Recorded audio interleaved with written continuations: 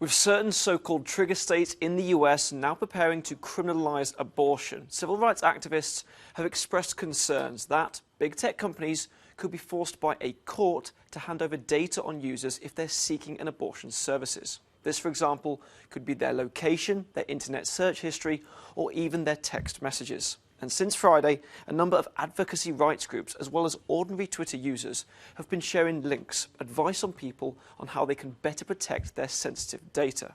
And this advice, from the example of the EFF, includes things like using a browser with low data collection services, or indeed using things like virtual private networks or encrypted messaging services if they are communicating about sensitive information.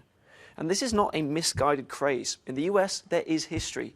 In 2018, for example, Lattice Fisher in Mississippi was charged, and prosecutors used her internet search history for abortion pills as evidence in her trial. And what's more, there are other representatives like Missouri's Mary Elizabeth Coleman who have been pushing for more proposals against abortion. She wants people to be banned from crossing a state border to legalize an abortion, and she also wants to punish people who might help somebody seek a medical procedure in this way.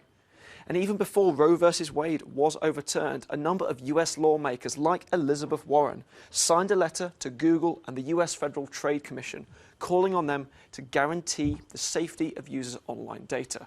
And the emphasis is now on these big tech companies, Paul. Facebook in the past has said that it doesn't respond to rider requests for users' data, but none of these big tech giants has provided a lot of clarity on this important issue just yet.